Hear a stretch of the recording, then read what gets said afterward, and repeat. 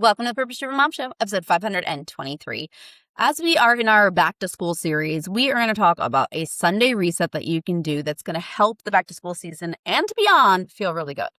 We are going to talk about how you can spend 30 to 60 minutes each Sunday. And again, caveat, it's always just a calendar, right? You could do it Friday, Saturday, but I do mine on Sundays. Making a plan that's going to help you feel more prepared, less overwhelmed, and ready for the week ahead. If you've ever started Monday feeling already behind, the laundry's overflowing, you forgot that somebody needed that permission slip signed, a homework thing is due, what are we having for dinner? And then by Tuesday, you're like, what am I doing? You're going to love this episode. Show notes are at purposedrivenmom.com/podcast 523. And for years, I would think I can't wait for Monday. Monday's my fresh start. Monday's when I'm going to get it all done. I would have that Monday mentality. But what I've realized is that when I start my weekly process on Sunday, not by, I got to take my whole day, right? It's the only thing I'm doing. I'm spending hours, etc. And sometimes, and I'll talk a little bit about this today too, sometimes I start things on Friday, Saturday, and Sunday.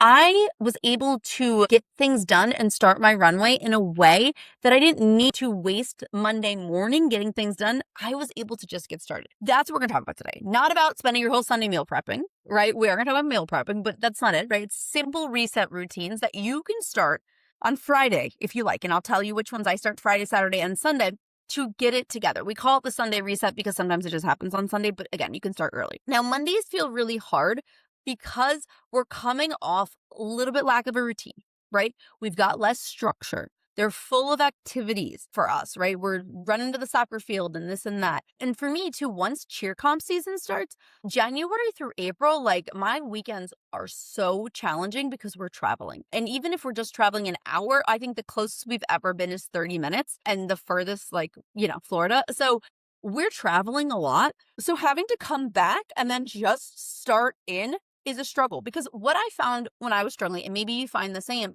is that most of us don't have a time management problem. We have a transition problem. We're not transitioning from the weekend to the weekday in an effective system that lets us feel good. Schedules are different. You're staying up later. You're waking up earlier or later, depending on what your weekend is. It's spontaneous, right? Mondays hit. Time for school, everybody, right? We've got to jump out of bed. Now I got to get back on with work. Oh, now the activities. Look how busy the calendar is. I've got 800 appointments, right? Let's get all the meals ready. I've got deadlines. I've got things to do. And when you don't reset over the weekend in a systemized way, again, it's not spending the whole day, we're still having fun, but systemized way, Monday becomes decision overload. And we already know that our brain doesn't want to do this. A little preparation over the weekend is what's going to help us have less stress tomorrow.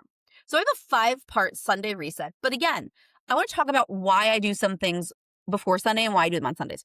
Some things I like to start early. My weekly planning, I like to start on Fridays. My meals in particular, if I haven't done my monthly meal plan, I like to make my meal plan on Fridays, shop on Saturdays, cook on Sundays. I want to stretch them out. So I want you to think about all the things I'm talking about today and think, how can I make this work for my life? You don't have to do them all on Sunday, but you can do them in chunks. And that's the thing.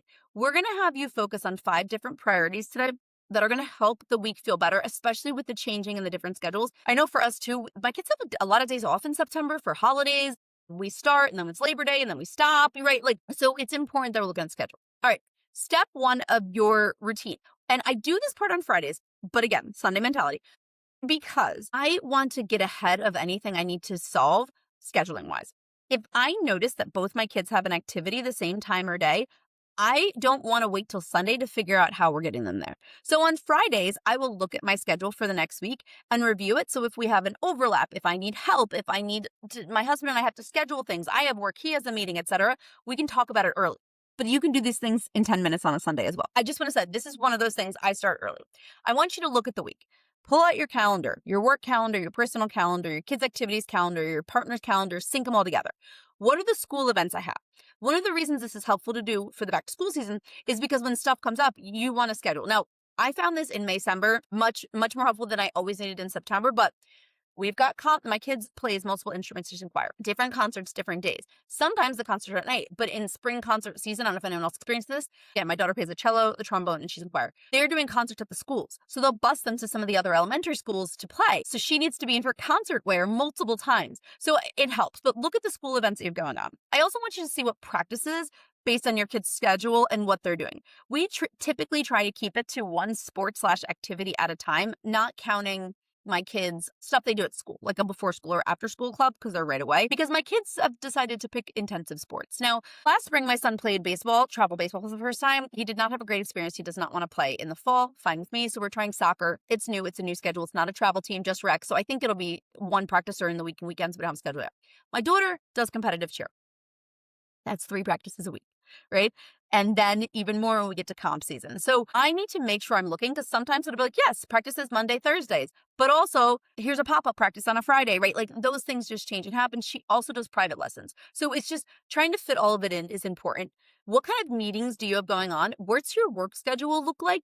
This is going to be a different need for you depending on your type of work, right? But I have a variable schedule, which means every day is a little bit different. Now, I have standing calls and appointments that I do for Purpose Driven Mom, but I also have 2 other jobs. So I run a website over at Macaroni Kid where I help parents find local events and I market with businesses. And I work and teach character development lessons with a company, a nonprofit called Girls Empowered. I have 3 work schedules to go around. Now, while most of my APDM stuff is pretty consistent, I do a lot of calls for Macaroni Kid where I'll call the karate studio and we're on the phone for 20 minutes talking about how we can work together and da da da.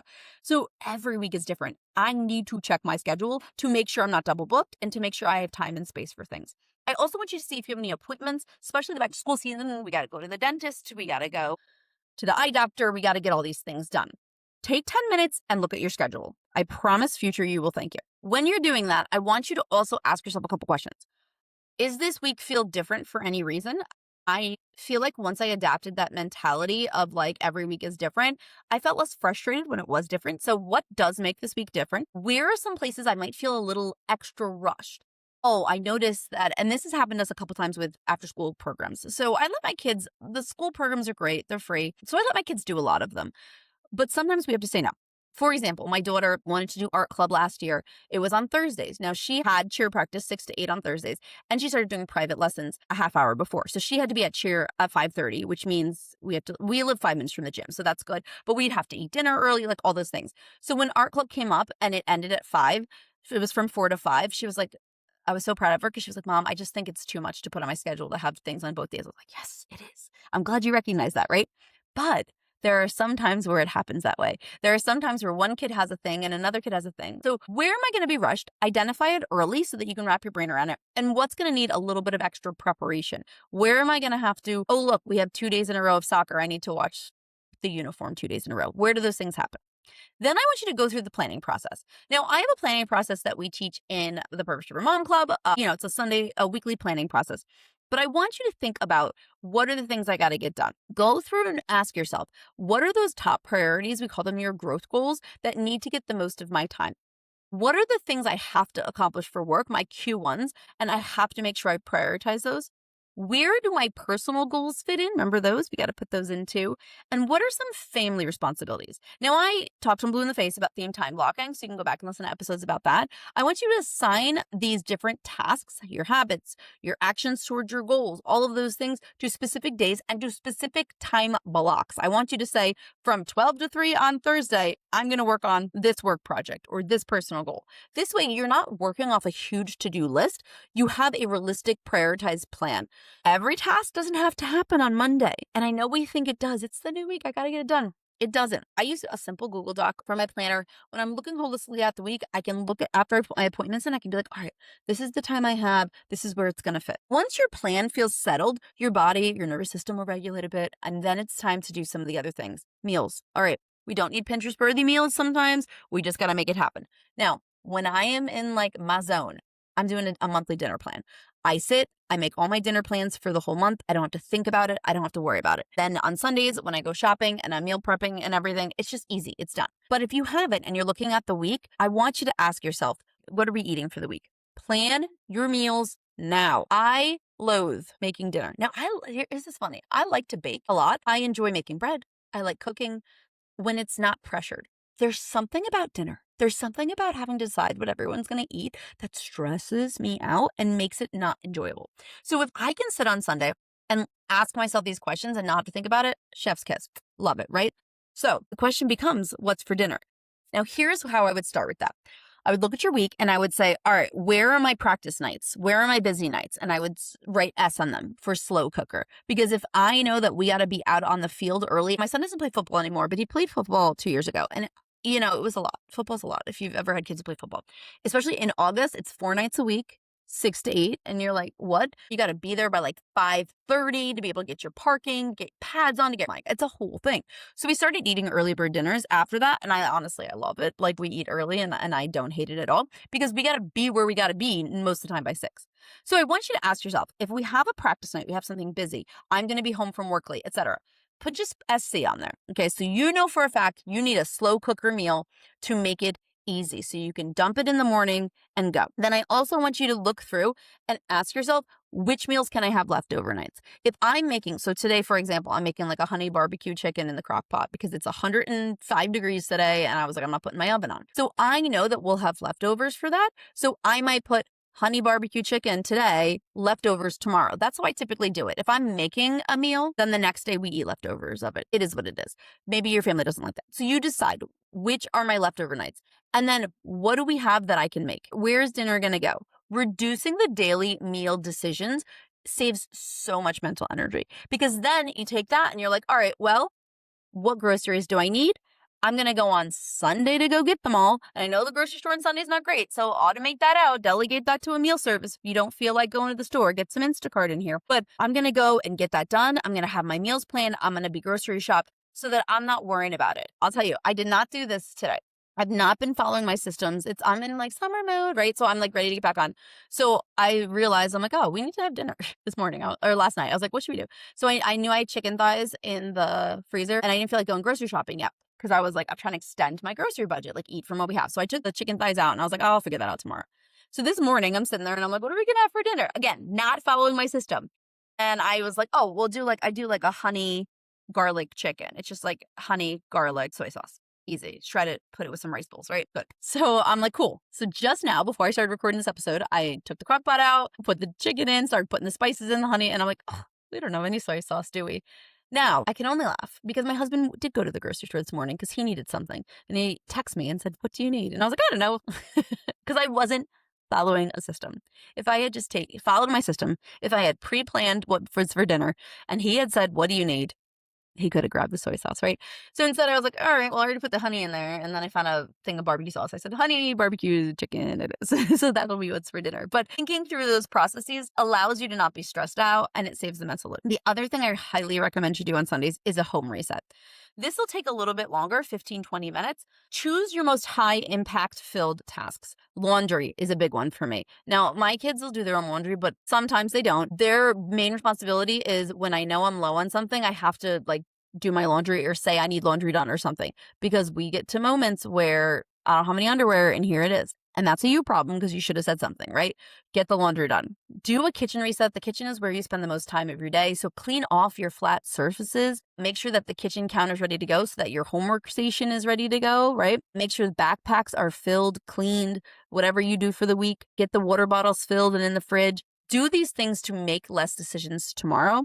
Also, don't forget charging your devices. My kids' Chromebooks need to be charged for school and how often we forget to put them on or if they don't get on. Sometimes we have such busy week that Fridays we'll come home. This happened to us multiple times last year. That's why I knew the year was bananas. We would come home Fridays. We'd have to run out to do something. So backpacks didn't even get unpacked. And then if we didn't unpack them right away, they just kind of sat there. And then I was like, crud, the lunches are still in here from Friday, right? And then Sunday we're trying to charge the Chromebooks. It happens to all of us, but spend a little bit of time, Cara, talk to myself too, getting that ready. If you want to pack any lunches, meal prep any of those things, I want you to focus on the space that you're going to use on Monday to make the week feel lighter and delegate. Your kids can help. Your kids can charge their own devices. I make my kids plug their stuff in. And if their stuff not plugged in, they get in trouble at school. That's a personal consequence. My job is not to plug in your computer, right? That's your job. And so I think helping your kids be more independent that way also takes the load off you. Now, before you close out your Sunday, You've done a little meal prep. You've got some things planned. You've got the clothes ready for the week. Reset yourself. Take a breath, right? How am I feeling? Like, what do I need this week to feel like my best self? Is there places I can build in some rest and some margin and some joy for myself? What help do I need to be able to feel successful this week?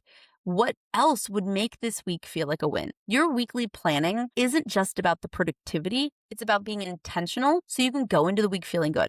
The secret ingredient here with the Sunday plan, though, is flexibility because it's going to happen. Every Sunday is a little bit different. Now, we typically, if we're in town, we go to church, we come home, we do these things. But my daughter has practice Sundays. So Sundays feel a little bit different sometimes. Sometimes my son's going to have a soccer game. Like things are just going to feel different. And I think one of the mistakes I notice moms making is we make the schedule and there's no margin for real life. Kids getting sick, meetings going long, having to do work. I do Sunday planning every Sunday night at 8:30. Now that I'm helping run the Girl Scout Council in my town, I am leading Sunday meetings once a month. It's going to change things up. Sometimes my meeting's going to go long. Someone's going to want to talk to me, things like that. So instead of planning out every single minute, I want you to leave some margin. A successful week, it is not one where everything goes perfect. It's where your plan can bend and you can get back on track. Don't let your Sunday reset just feel like another chore. Make it fun. One of the things that gets me through doing anything in my home is my AirPods and my book. Put on a book, get in some music, romanticize it, right? If you're sitting there with your planner, like grab your coffee, get a candle, like make it fun. Include your kids in it too. Put some fun music on, dance around while you're doing it. When planning becomes a ritual instead of a task I've got to get done, you're more likely to stick with it. Before you jump into your Sunday reset, just a couple things I want to throw out that can make it easier and some mistakes to avoid. One, doing it all on Sunday, right? I don't do it all on Sunday. I maybe map it out over the week. Maybe Saturday, I'm like, let's do all the laundry Saturday and pick out the clothes for the week. Maybe Saturday, I do my meal plan instead. Friday, I look at the calendar, right? So don't feel like you have to do the quote Sunday reset on Sunday. You can stretch it out. The goal is not to exhaust yourself. It's to prepare. And if you have a Sunday where you have the time to do it on a Sunday. If you don't, spread it out. I also don't want you to make unrealistic plans. I'm going to do 15 hours of prep and get everything ready on a Sunday because you know you're not going to do that, right? I always would be like, I'll do that over the weekend. No, I'm not, right? So make it realistic for yourself. Give yourself some breathing room and make sure you're not ignoring the other priorities you need. When it comes to resetting, don't forget that fifth part of your ritual. What do I need? That will allow you to remember that this isn't just about got to get it all done. It's about enjoying a system for you. This week, I want you to not work to build a perfect routine. Set aside just 30 minutes, right? And see what you can get done. Put on 5-minute timers. Review my calendar. Okay. See how long it takes you to. Because the first time you do it, it's going to take much longer until you create systems, right? Plan out my week. Plan out my meals. Tidy my high impact spaces and check in. And then see how Monday feels. Now, this episode's airing on a Monday, so you have the whole week to think about what you want this to look like. Remember that planning, it's not about controlling every moment of your day. It's about reducing the number of decisions you have to make. It is a gift. Sunday reset is a gift. Less stress, more clarity. You're going to be like, thank you, Cara from last week who did this. All right. Check out show notes at apurposedrivenmom.com/podcast 523 and have a great week.